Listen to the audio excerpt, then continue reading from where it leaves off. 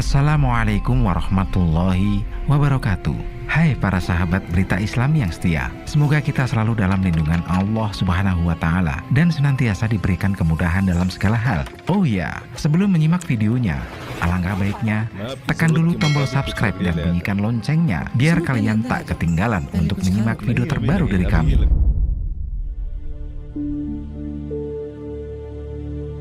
Kali ini berita Islami akan membahas tentang Ya'juj dan Ma'juj. Ya'juj dan Ma'juj atau Gog dan Magog dalam bahasa Ibrani adalah dua suku yang akan muncul pada akhir zaman. Mereka dikisahkan memiliki kekuatan sebagai perusak dan penghancur kehidupan di muka bumi. Dan mereka akan berperang melawan Nabi Isa beserta pasukannya di Bukit Tursina. Kemunculan suku ini merupakan salah satu tanda besar kiamat menurut keyakinan umat muslim. Kisah tentang kaum ini terdapat dalam ajaran agama Yahudi, ajaran agama Islam, dan kitab Kejadian umat Kristen. Ya'juj dan Ma'juj juga muncul dalam banyak mitologi dan cerita rakyat di banyak negara. Di antaranya adalah legenda rakyat Britania Raya dan Irlandia. Kisah Ya'juj dan Ma'juj dalam Al-Quran disebutkan dalam surat Al-Kahfi ayat 83 hingga 106 dan surat Al-Anbiya ayat 95 hingga 98. Mereka merupakan makhluk Allah yang keluar saat hari kiamat dan mereka muncul setelah turunnya Dajjal dan Nabi Isa alaihissalam. Mereka membunuh semua penghuni bumi, lalu mereka menghujamkan panah ke arah langit untuk membunuh penghuni langit. Mereka merusak apa saja yang ada di sekitar mereka. Jika mereka melewati satu danau, maka air danau itu akan habis karena sifat rakus mereka. Ciri fisik Ya'juj dan Ma'juj antara lain bermuka lebar, bermata sipit, jambul rambutnya berwarna putih, bentuk wajah mereka seperti tembikar. Dalam tafsir Ibnu Katsir, diterangkan dari Ibnu Jarir, menyebutkan bahwa Ya'juj dan Ma'juj adalah keturunan Nuh alaihissalam. Tepatnya dari garis keturunan Yafits bin Nuh alaihissalam. Kisah Ya'juj dan Ma'juj berhubungan dengan Zulkarnain, di mana Zulkarnain adalah hamba Allah yang soleh, yang sering melakukan perjalanan dari timur ke barat. Dinamakan Zulkarnain karena kedua pada kepalanya menggunakan penutup dari tembaga dan membentuk seperti dua tanduk. Allah Subhanahu wa Ta'ala berfirman, sesungguhnya tidak mungkin atas penduduk suatu negeri yang telah kami binasakan bahwa mereka tidak akan kembali kepada kami hingga apabila dibukakan tembok Ya'juj dan Ma'juj dan mereka turun dengan cepat dari seluruh tempat yang tinggi dan telah dekatlah kedatangan janji yang benar, hari berbangkit. Maka tiba-tiba terbelalaklah mata orang-orang yang kafir. Mereka berkata, aduhai, celakalah kami. Sesungguhnya kami adalah dalam kelalaian tentang ini.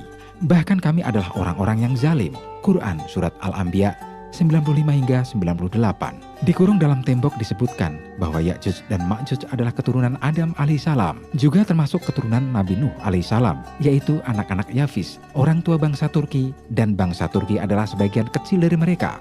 Ya'juj dan Ma'juj ditinggalkan di balik tembok penghalang yang dibangun oleh Zulkarnain. Sesudah membangunnya, Zulkarnain berkata, seperti yang disebutkan oleh firman-Nya, dinding ini adalah rahmat dari Tuhanku.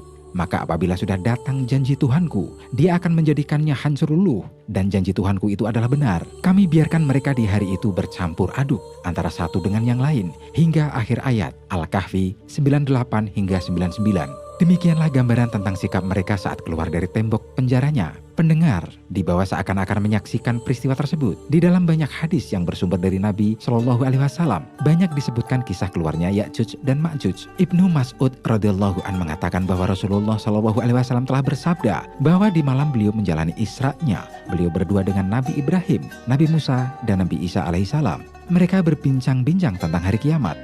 Lalu mereka menanyakannya kepada Ibrahim. Tetapi Ibrahim menjawab, saya tidak mempunyai pengetahuan tentangnya. Mereka menanyakannya kepada Musa dan Musa menjawab, saya tidak mempunyai pengetahuan tentangnya.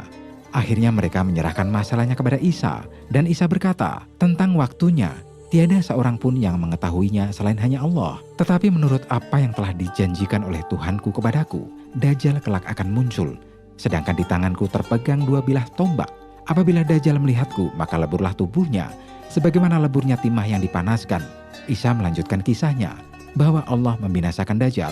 Setelah Ya'juj dan Ma'juj bermunculan, mereka berdatangan dari semua tempat yang tinggi dengan cepatnya, lalu menginjak-injak negeri manusia. Tidak sekali-kali mereka mendatangi suatu tempat, melainkan mereka binasakan tempat itu.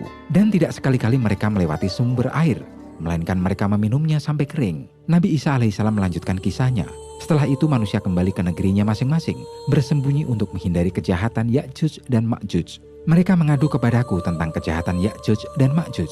Maka aku berdoa kepada Allah untuk kebinasaan Ya'juj dan Ma'juj. Akhirnya Allah membinasakan mereka dan menumpas habis mereka, sehingga bumi ini cemar berat karena bangkai mereka yang baunya sangat busuk. Kemudian Allah menurunkan hujan lebat yang menyapu bersih semua bangkai mereka, lalu menghanyutkannya ke laut. Wallahu a'lam bishawab. Oke para sahabat Berita Islami, semoga apa yang kita sampaikan bermanfaat untuk kita semua. Kita akan sambung lagi di lain waktu dan kesempatan. Tetaplah stay tune di channel Berita Islami. Wassalamualaikum warahmatullahi wabarakatuh.